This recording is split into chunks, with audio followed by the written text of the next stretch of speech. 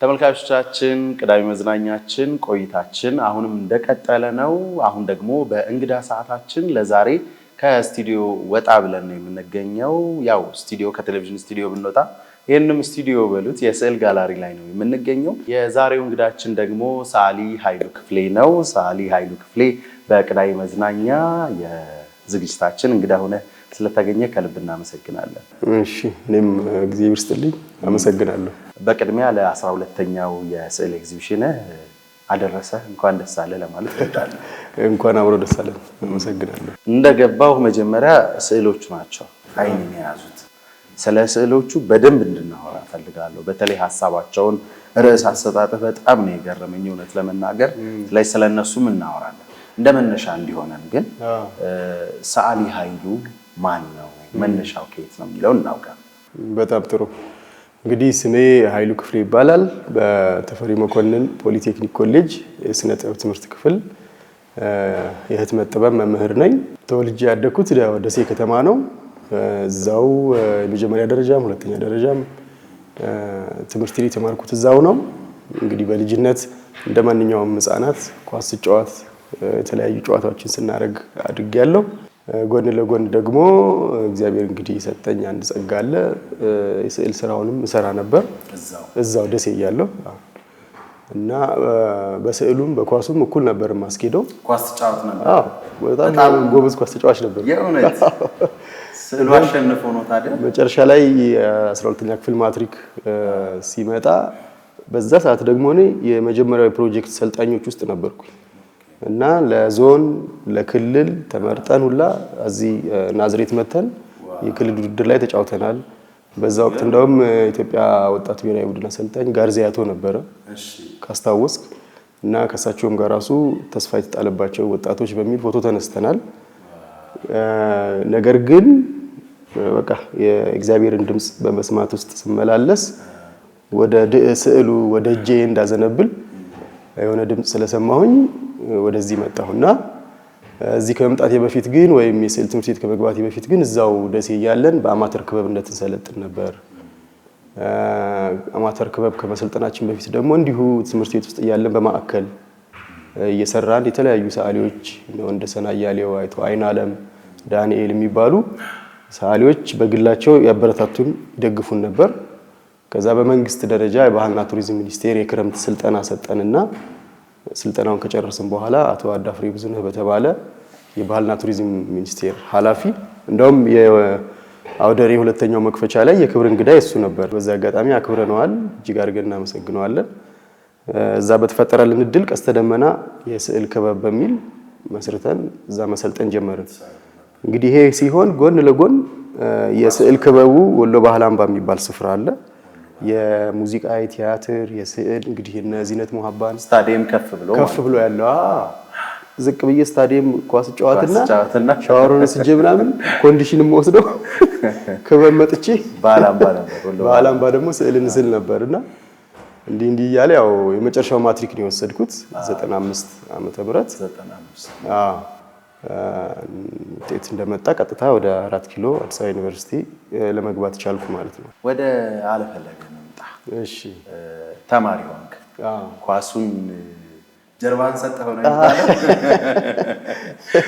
ለኳሱ ጀርባን ሰጠው ሙሉ ለሙሉ ፊትህን ወደ ስነ ጥበቡ ወደ ስዕሉ አዞርክና ከዛ ተመረክ። 4 ዓመት ተማርኩና በህትመት ጥበብ ወይም ፕሪንት ሜኪንግ ተመረኩኝ። እዚህ ከዛ በኋላ አልሄድኩም። በቃ የሚገርምህ 98 ክረምት ላይ ሰኔ አካባቢ ነሐሴ ተመረቀንኛ 99 ጥቅምት አካባቢ አሁንም ማስተምርበት ተፈሪ መኮንን ትምህርት ቤት የስዕል ዲፓርትመንት ስዕል፣ ሙዚቃ፣ ቲያትር ህንጻው ተሰርቶ መምህር ለመቅጠር ማስታወቂያ ወጣ። ያኔ ማን ነበር የሚባለው? እንጦጦ ፖሊቴክኒክ ኮሌጅ። አሁን ተፈሪ መኮንን ፖሊቴክኒክ ኮሌጅ ተብሏል። 100 ዓመቱንም 101ኛ ዓመቱንም አሁን ሚያዝያ 19 አክብሯል። እዛ አጋጣሚ ሆኖ የኛ ባቾች የተመዘገብን በሙሉ ማስታወቂያ አስገባን እና በአጋጣሚ አለፈ እና የመጀመሪያዎቹ 5 መምህራን ውስጥ አንዱ ሁኜ ተፈሪ መኮንን በማስተማር ላይ ጀመርኩ ስራዬን ማለት ነው። እና በመመረቅና በማስተማር ማለት 3 ወር ምናምን ጋፕ ነው የተፈጠረው። አጋጣሚ ነው የሆነው ነገር። መምህር ሆናለሁ እንደዚህ ብዬ አስቤ አላውቅም፣ ግን በስዕል ህይወት ውስጥ ረጅም እንደምቆይ መንፈሴ ልቤ ይነግረኝ ነበር። ግን መምህርነት ከገባው በኋላ ደግሞ በጣም ወድጄው ኦልሞስት ቀጣይ አመት 2019 20 አመት ሊሞላኝ ነው በማስተማር።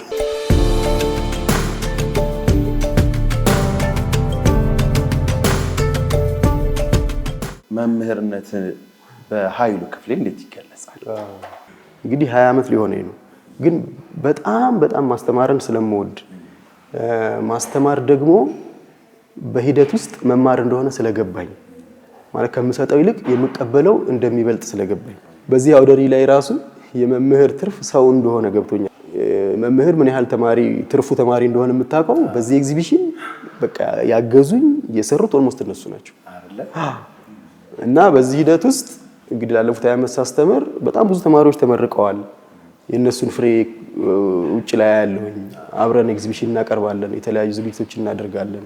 ስለ ስዕሎች ሐሳብ እናውራ። በርካታ ስዕሎችን ነው እንግዲህ ለተመልካች ያቀረብከው። እንደው ስዕልህን በሐሳብ ግለጸው ትባል የትኛው ሐሳብ ይገልጻቸዋል? በጣም ደስ ይላል። የሚገርምህ እንግዲህ የዚህኛውን አውደ ርዕይ ስለሆነ የጠየቀኝ፣ ነገር ግን እዚህኛው ሐሳብ ላይ ከመድረሴ በፊት ግን ቀደም ባሉት የስዕል ልምምዶቼ ውስጥ የተለያዩ ሐሳቦችን አነሳለሁ። ለምሳሌ ስለ ስደት የሰራኋቸው አሉ። በህይወት ከሚያጋጥሙ የተለያዩ ሂደቶች ውስጥ የሚነኩህ ነገሮች ወደ ስዕል ትቀይራቸዋለህ። ያ ነገር ሊመጣ የሚችለው ከማህበረሰብ ነው ወይ ከምታነበው ነው ወይ ደግሞ እንዲሁ በምናብ ቀድሞ ከነበረ ግንዛቤ በምናብ ከምታየው ነገር ነው እና የተለያዩ ለምሳሌ አካባቢ ከምኖርበት አካባቢ ቅርብ በመሆኑ ባቲ ገበያ የሚባለው አካባቢ አለ። የገበያዎቹን እንቅስቃሴ ያለባበሳቸውን ሁኔታ እንደዚህ ሰራ ነበር ሪያሊስቲክ በሆነ መንገድ። እንደገና ደግሞ የዛሬ 13 ዓመት አካባቢ የኔ ጀግኖች የሚል በጣም ደስ የሚል ኤግዚቢሽን ነበረኝ። የኔ ጀግኖች ማለት በአንድ ሰው በኑሮ መስመር ውስጥ ሲሄድ እንደ ጀግና አድርጎ ምሳሌ የሚያደርገው ማንን ነው የሚል በወቅቱ በነበረው ግንዛቤ ቁጭት ተፈጠረብኝና እንዴ የኔ ጀግና እኮ ማለት መጀመሪያ የኔ እናት ናት፣ ሲቀጥል አባቴ ነው ለኔን እኔ እንደሆነ ያደረገኝ ከፈጣሪ በታች። ከዛ ቀጥሎ ደግሞ በቅርቤ ያሉ የአገር ውስጥ ያሉ የስነ ጥበብ፣ የስዕል፣ የሙዚቃ ባለሙያዎች ናቸው በሚል እናትና አባቴን ከፊት አድርጌ ኢትዮጵያ ውስጥ ያሉ የስነ ጥበብ ለምሳሌ በሙዚቃው ፕሮፌሰር አሸናፊ ከበደ ያሬድ ሙዚቃ ትምህርት ቤትን በመመስረት በስነ ጽሁፉ የህትመትን ብርሃን በማብራት በዘመነኛው አፈወርቅ ገብረ ኢየሱስ፣ በስዕሉ ደግሞ የስነ ጥበብ ትምህርት ቤትን በመክፈት አለፈለገ ሰላም፣ እነሱን እንደ ምሳሌ አድርጌ ሌሎቹን በቅርብ ለምሳሌ እኔ ስኖር ቤቴ ባህሩ ቃኘ ይመጡ ነበር። ረጅም ናቸው። ያ ድምጻማ ከአባቴ ጋር የተዋወቁ ነበር። ስለዚህ እሳቸውን አንድም በድምጽ ሁለትም በአካል ሳያቸው ነው ያደግኩት። እነ ማሪቱ ለገሰን ሳይ ነው ያደግኩት። እነዚህ ናቸው የኔ ጀግኖች፣ የኔን ማንነት የሰሩት። ከፍ እያለ ሲሄድ አዲስ አበባ ስመጣ ንባብ ስጀምር እንደገና ደግሞ ስዕል በመማርበት ሰዓት እኔን የስዕል መስመሬን ፍሬ ሊያፈራ እንደሚችል ተገንዝበው ማንም ሰው ላይ ያውቃቸው ይችላል፣ ግን ወደ መስመሩ የከተቱኝን ሰዎች ስዕል ስዬ ከነዛ ውስጥ አሁን ለምሳሌ ሰዓሊ መክብብ ገብረ ጻዲቅ አሁን አሜሪካ ሃዋርድ ነው የሚያስተምረው። እዚህ አዲስ እየተማረ ያለ ደሴ ሲመጣ በር ላይ ፎቶ እያየሁ ስዕል ስሰራ ያየኛል። እንዴ ኃይሉ እንደዚህ ትሰራለህ በልበልና አለኝና ወደ ቦሎ ባህል አምባ ክበብ እነሱ ጋር ሄደህ መስመር መያዝ አለብህ፣ ይሄ የኔ ጀግና ነው እንዲህ ብሎ እስከ ከበደ ሚካኤል አዲስ አለማየሁ ሆናም እያልኩኝ የኔ ጀግኖች በሚል በጣም ትልቅ ስራ ሰራው እና ይሄ አሁን አንድም ለኔ ሁለትም ለወጣቱ ጀግና ብሎ ምሳሌ አሪያ ሊያደርግ የሚችለውን ሰው ወረው ከመፈለጉ በፊት ቅርቡ ላይ ያለ እና እውነት ማለት ደግሞ መባከል ላይሆን ይችላል። ትንሽ ረጋ ብለህ ቆም ብለህ አካባቢን ቅርብ ያለህን ሰው መመልከት ማድነቅ ሊሆን ይችላል። እንዲህ እያልኩ በስደትም የተለያዩ ሙከራዎች በመርፌ ቁልፍ ወረቀት በመላጥ ምናምን ሰራ ነበር። አሁን ያለኝ አሰራር ዘዴና ሐሳብ ምንድነው ስትለኝ ምናልባትም ከእድሜም ከማነባቸው መጽሐፎች እና ደግሞ አካባቢን፣ አገሬን፣ ዓለምንም የምገነዘብበት መንገድ ትንሽ ከፍ ብሎ ሊሆን ይችላል። ይሄ ጋራ ትዝታ የምንለው ነገር ላይ እንደገና ደግሞ የሰው ልጅ እኩል ሊያደርገው የሚችል ወደ አንድ ማዕከላዊ ሐሳብ ሊያመጣው የሚችል ነገር ምንድነው የሚል ምርምር ላይ ማለት አሁን ካለን የስጋ ባህሪ አንፃር በመንፈስ እንዴት ነው ከፍ ልንል የምንችለው ወይም ደግሞ የሰው ልጅ የተፈጠረበት ዓላማ ምንድነው እና ለዛ ዓላማስ ለመድረስ ከኛ ምን ይጠበቃል ምን ማድረግ አለብን በየት በኩል መሄድ አለብን የሚሉ ምርምሮችና ጥያቄዎች ቁጭቶች አንዳንድ ጊዜም ኢምፓቲም ከሆነ የሌላን ሰው ሐዘን የሌላን ሰው ህመም መጋራት የምንችለው እንዴት ነው ያ መጋራትስ እንደ ሰው እንደ ሰብዕና ምን ሊሰጠን ይችላል የሚል ሐሳቦችን በተለይ ደግሞ ኢትዮጵያዊ ከሆኑ ያሳሰም መሰረትና ምንጮች ከአባቶቻችን ለመቅዳት ጥረት በማድረግ ውስጥ ነው ያለሁት።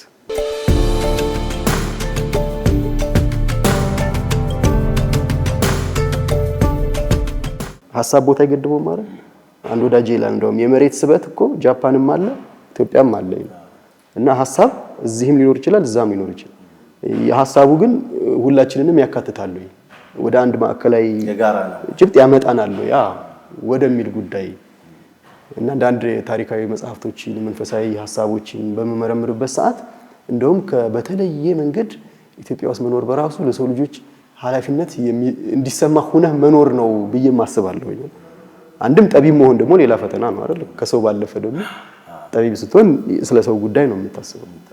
የሰውን ሐሳብ፣ የማህበረሰቡን ጩኸት፣ የማህበረሰቡን ደስታ መጋራት፣ ሐዘኑን መጋራት፣ ከዛ ደግሞ ፎርካስት ማድረግ አይደል? እንደ ጠቢብ ነገ ሊመጣ የሚችለውን ነገር መተንበይ ሊሆን ይችላል፣ እንደዚህ ሊሆን ማንቃት ሊሆን ይችላል፣ ቆም ብለን እናስብ ልትል ሊሆን ይችላል። አሁን እዚህ አውደሪ ላይ ቅድም እንዳየነው ተመልክተን ዙረን 4 ጋለሪ ነው ያለው። የሆነ ጨለማ ክፍል ደግሞ አለች።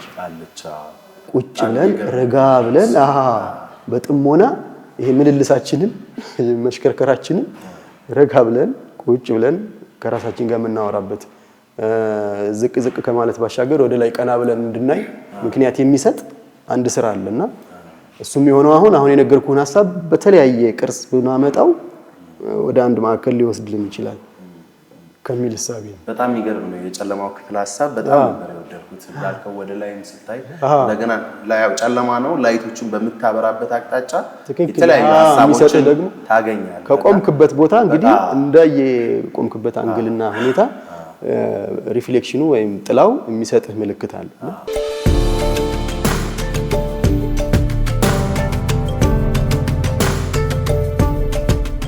የነገ ትዝታ የሚል ርዕስ ያለው ስዕል አለና ትዝታን ስናነሳ ትዝታ ትላንት ነው ያሳለፉትን የኖሩትን ያረጉትን ዛሬ ላይ ሆኖ ማስታወስ ማለት ነው። ትክክል። የነገ ትዝታስ ምንድነው? እኔ ስኖር የራሴ መኖር የህይወት ዘይቤ አለኝ። የህይወት ፍልስፍና እና የህይወት አስተሳሰብ በዛ ውስጥ ነው ስራዎች የሚቃኙት። ከዛ ባሻገር ደግሞ ምን አይነት ነገር ማንበብ ትወዳለህ ስትለኝ እንደዚሁ ከኔ ሐሳብና ኑሮ ጋር የሚስማማ የሚጥም ነገር እና ቅድም ወደ ነገርኩ ደግሞ ማዕከላዊ ሐሳብ ሊያመጣ የሚችል ጉዳይ ላይ በጣም ትኩረት አደርጋለሁ። ከዛ አንፃር የሰው ልጅ እንግዲህ በሶስት ገመዶች የተያያዘ ነው ይባላል አይደል? የትናንት ትዝታ አለው፣ የዛሬ ማንነት አለው፣ የነገ ራዕይ አለው። ስለዚህ ዛሬ ላይ ቁመን ስለ ነገ ማሰብ እንችላለን ማለት ነው። እና እኔም እንደማምነው ደግሞ አንድ ጠቢብ ረጋ ብሎ ጊዜ ወስዶ የትናንትናን ጉዳይ ተገንዝቦ ዛሬን ማስተዋል ከቻለ ስለ ነገ ሊያስብ ይገባዋል ብዬ አስባለሁ። እና ዓለምም ደግሞ ለምሳሌ ያስባል። ለምሳሌ ቲዮሪዎች አሉ፣ ከዘ ፊውቸር ሚሞሪ የሚባሉ ቲዮሪዎች አሉ።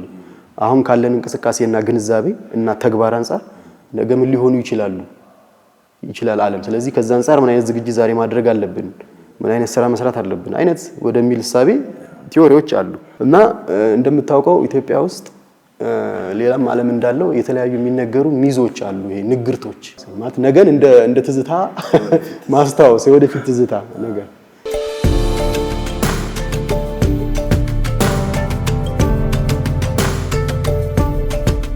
በማህተብ የመሳል ሐሳቤው እንዴት አገኘው? እንዴት ወደዛ መጣ? 11 ዓመት ሆነኝ በማህተም ማሰብ ማሰላሰል ስጀምር። ድንገታዊ የሆነው አጋጣሚ አለ፣ ግን ያንን አጋጣሚ ራሱ እንደገና ሳጤ ነው ስመረምረው ያጋጣሚ ከመፈጠሩ በፊት ራሱ የምሰራቸው የስክሪፕቶ ስራዎች አሉ። አሁን ከነዚህ ዘዴዎች በፊት እነዛ የስክሪፕቶ ስራዎች ውስጥ ማህተሞችንም እንዲሁ በደመ ነፍስ ከጀርባ ሰራቸው ነበር ታውቃለህ።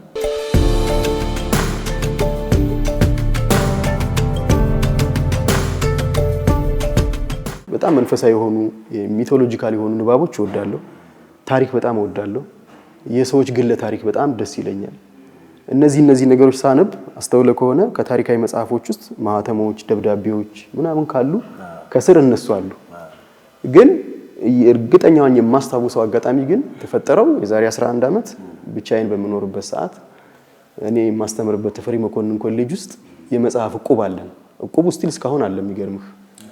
እና እዛ ዕቁብ ውስጥ በየወሩ ዕጣ ይወጣል እና ለምሳሌ 600 ብር 700 ብር ወይ 1000 ብር ከወጣ የዛሬ 12 ዓመት ምናምን በጣም ብዙ ነው። በዛ ሂደህ ከኃላፊው ከሊቀመንበሩ ጋር የዕቁቡ ኃላፊ ጋር መጽሐፍት ቤት ሂደህ መጽሐፍ ሙሉ ገዝተህ በመተርፍ ራሱ ስክሪፕቷን ቢሆን ገዝተህ ትመጣለህ። እና በእንደዚህ በዕቁብ ሂደት ቤቴ በጣም በብዙ መጽሐፍ ተሞላ። እና አንድ ቀን ምን ተሰማኝ፣ ስለዚህ የኃይሉ መሆኑ ለምን አይታወቅም ይሄ መጽሐፍ አልኩና 4 ኪሎ ሄጄ ቲተር አስቀረጽኩ። ቲተር እቺ ኃይሉ ክፍሌ እንዳለው በአማርኛ በእንግሊዝኛ ኃይሉ ክፍሌ እንዳለው ከዛ ስልክ ቁጥር ራሱ እንዴት እንደጻፍኩት አላውቅም። እኔ ከሄድኩ በኋላ እንዲደወልልኝ ምን ላይ በሷ ማታ ላይ የምኖርበት ቤት መጽሐፎችን እንደዚህ ደረደርኩና እያወረድኩ መምታት ጀመርኩ። እንደዚህ እያወረድኩ እና የሆነ ሰዓት ላይ ደከመኝና አንዱ መጽሐፍ ላይ በቲተሯ እንደዚህ መደጋገም ጀመርኩ። ቲተሯም አለች የሚገርም ቤቴ መጽሐፏም አለች። ስደጋግም ቲተሯ ይሄ ብለር እያደረገች መደጋገሟ የሆነ ነገር ፈጠረች። ታውቃለህ፣ በጣም ደነገጥኩ። ከዛ አጋጣሚ ያን ሳደግ ጓደኛዬ እኔ ጋር ለማደር መጥቶ ከክፍለ ሀገር አብሮኝ ነበርና ወጣውና የሱን ፎቶ ተቀበልኩትና በኤፎር ላይ ነድፌ በቲተሯ እንደዚህ ሰራኋት እና ፎቶዋ ነው እና ደስ የሚል ነገር ሰጠኝ።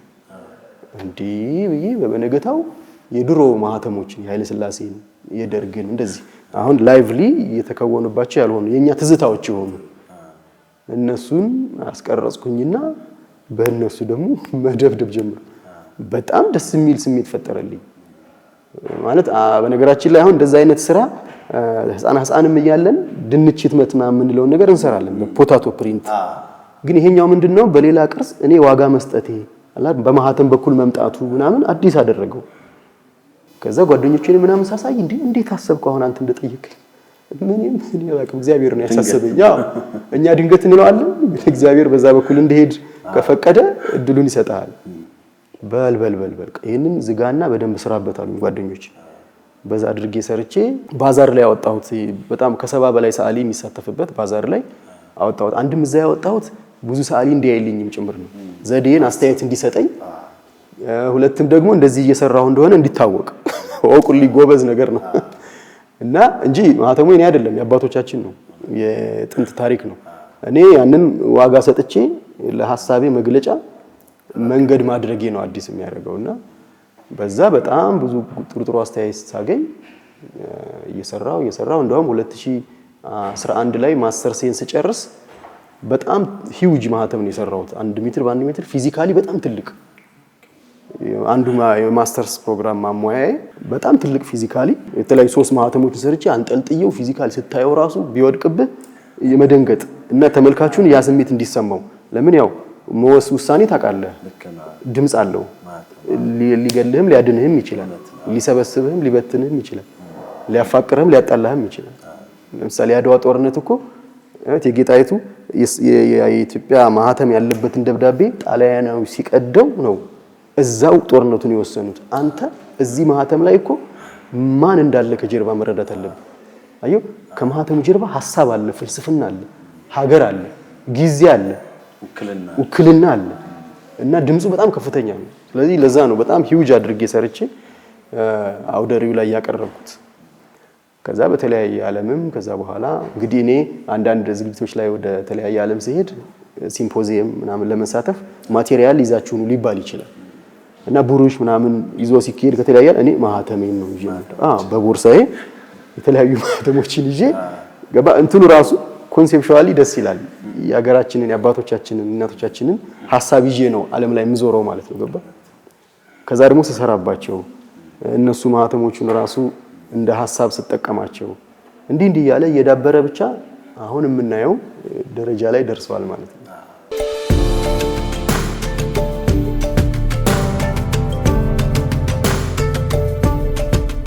ስለ ስዕሎች ሐሳብ ስታነሳ ማንነትን፣ የትላንት ትዝታ፣ የነገን ደግሞ እሳቤ አብረህ አያይዘህ አንስተሃልና በዛኛው በስዕሉ ኤግዚቢሽን በዛኛው ኮሪደር በኩል ስመለከት ስለ ነፃነት አንስተሃል። ስለ ነፃነት ጥቋቁር ውሳኔዎች ምንም አይቻልም። ጥቋቁር ውሳኔዎች በጣም የገረመኝ ሐሳብ ነው። ምንድናቸው? ምን ለማለት? በጣም ደስ ይላል። ከሱ ጎንም ደግሞ አይተህ ከሆነ ቀያይ ውሳኔዎች ጥቋቁር ውሳኔዎች ነፃነት የሚል ነፃነት። እንግዲህ ቅድም እንዳልኩ ወደ ዋና የሐሳቤ ማዕቀፍ የሰው ልጅ ወደ አንድ ማዕከል ሊያመጣ የሚችሉ ጉዳዮች ላይ መድረስ ነው እና ወደዛ ለመድረስ ደግሞ አሁን ካለን ሰዋዊ ድክመት፣ ካለን ግንዛቤ፣ ካለን የእውቀት ደረጃ፣ ካለን የአጠቃላይ እንደ ሀገር አስተሳሰብ ምንድነው ምንጎለን፣ ምንድነው ጥሩ ነገር ያለን የሚል ፍተሻ ውስጥ ነው፣ ምርምር ነው። እና እኔ ምናምን አለው የሰው ልጅ በዚህ ምድር ላይ ሲኖር ይላሉ አባቶች የመጨረሻ ግቡ ሁለት ነገር ነው ይላሉ እና ነፃነትና ፍትህን ማግኘት ነው። በጣም ብዙ ልንነጋገርበት የምንችል ሀሳብ ሊሆን ይችላል። ግን የሰው ልጅ እዚህ ምድር ላይ ሲኖር እግዚአብሔር በፈጠረው አርያ ነፃ ሆኖ መኖር ነው እና እንደ ሀገርም ካየህ ዓለም ላይ የነፃይቱ ምድር የምትባለው አንዷ ኢትዮጵያ ናት። ፍትህንም ካየህ ደግሞ አንድ ሰው ከተበደለ ፍትህ ይፈልጋል አይደል? ለዛ ለበደልህ ወይ ለተደረሰብህ ነገር የሆነ ነገር ያ ደግሞ ምን ያደርጋል ማለት ነው? ያሳርፋል። እና እነዚህ ነገሮች ሊያመጡ ከሚችሉ ነገሮች ውስጥ አንዱ ውሳኔዎች ናቸው። አሁን ቀያይ ውሳኔዎች ስል በጣም ድምፁ ከፍ ያለ ነው። ለምሳሌ ሀገርን ከፍ ለማድረግ ለትልቅ ዓላማ ሲባል የሚደረጉ መስዋዕትነቶች ሊሆኑ ይችላሉ። በሞት የሚከፈሉ መስዋዕትነት ሊሆን ይችላል። ለምሳሌ አድዋን ስታስብ ቀያይ ውሳኔዎች ናቸው ለኔ። አንድ ሰው ነጭ ለብሶ በቃ ጻዕዳ ሆኖ ለመሞት ሲሮጥ ኦሬዲ በደሙ የመታው ማህተም ነው። ያ ውሳኔ እኛን አሁን በነፃ እንድንኖር እንድንቆይ ያደረገን። ልክ በዛው ደረጃ ደግሞ ጥቋቁር ውሳኔዎች ስል ምንድነው በምናስበው ደረጃ ነፃነታችንን፣ እኩልነታችንን ወይም ደግሞ ከፍ ማለታችንን ወደኋላ የጎተተ ውሳኔ ደግሞ ሊሆን ይችላል። በዛው ተቃራኒ ማለት ነው። ስለዚህ እነዛን ውሳኔዎቻችንን መመርመር መፈተሽ ሊሆን ይችላል። እንደገና እንመርምራቸው የሚል ነገር ለማንሳት ነው የሰራኋቸው። ስለዚህ አጠቃላዩን ቲም ስናየው እንዳልከው ትላንትን ዛሬና ነገን ማስተሳሰር ላይ ትኩረቱን ያደርጋል ማለት ነው። ያደርጋል። በዋናነት ግን ዛሬ ላይ ያተኩራል። አሁን ስለ ነገ ያስባል። ስለ ትናንትም ትዝታዎችን ያመጣና ይጎትትና አንዳንዶቹን በመደጋገም የዚህ አውደ ርዕይ ዋና ያቀረብኩበት መንገድ 3 ነው። አንድ ማህተሞቹን በመደጋገም በኢንቴንሽናሊ ሪፒቴሽን እንለዋለን ማለት በምክንያት በመደጋገም ድግግሞሽ ተመልካች ጋር የሚፈጥረው ኃይል ስላለ፣ ከዛ ደግሞ በማጉላት ማለት ከነዛ ከተደጋገሙት ውስጥ አንዷን ሳብ አደርግና በትልቁ በማጉላት ለምሳሌ አሁን ከጎናችን ያለ አንድ ማህተም እዚህ ጋር ብናይ የኢትዮጵያ ሴቶች የሥራ ማህበር የሚል 1953 የታተመ ማህተም ነው። በዛኔ የነበሩ ሴቶች የሥራ ማህበራቸውን ሲከፍቱ የቀረጹት ማህተም ነው። በታሪክ ሂደት ውስጥ ምን አለ? እነዚህ ሴቶች በዛን ጊዜ ይህን ማህበር ሲመሰርቱ እንደ መፈክር ያንን ጽሁፍ ለምን ጻፉት? ስለዚህ ድምፁ ከሚያንስ ባጎላው ስለ ነጋችን ዛሬ ስላለን ደግሞ በሴቶች ዙሪያ የምናደርጋቸው ማህበሮች ጉድኝቶች ምንድነው የምናወራው? ሐሳባችን የት ድረስ ነው ከፍ የሚለው ምናምን የሚሉትን ነገሮች እንድናነሳ ያደርግና ወጣም ወረደም ግን ዛሬ ግን በጣም ወሳኝ ጊዜ ነው። አሁን ተገማች ዋዜማ ስንል ርዕሱን ራሱ ዋዜማ ማለት ዛሬ ነው። በማንኛውም ህይወት ውስጥ በግለሰብም አሁን ነገ የምታስበው ነገር ካለ ዛሬ ትሰራለህ። እንደ ቤተሰብም እንደ ማህበረሰብም እንደ ሀገርም ዋዜማ አለን። እንደ ዓለምም አሁን ዓለምን እንደምታየው የተለያዩ አይነት እንቅስቃሴ ላይ ነው ያለው እና ዓለምን በአንድ መስመር የሚዘውሩ አካሎችን እንደው አግኝታቸው ሰብስበህ ብትጠይቃቸው ነገ ስለሚያስቡት ነገር ለመድረስ ዛሬ ዋዜማችን ነው ብሎ አስበው ነው የሚሰሩት። ስለዚህ የዚህ አውደ ርዕይ ዋና ጉዳይም ዛሬ ላይ የሚያተኩረው ዋዜማችን ላይ የሚያየው ዋዜማ በጣም ጠቃሚ ጊዜ እና ከተለመደው የወል ትርጉም ባሻገር ዋዜማን እንደ ጥያቄ ክሪቲካሊ እንድናየው፣ እንድንመረምረው፣ እንድንፈትሸው፣ ገልበጥ አድርገን እንድናየው እድል የሚሰጥ ጥያቄ እንድናነሳ ምክንያት የሚሆን አውደ ርዕይ ነው።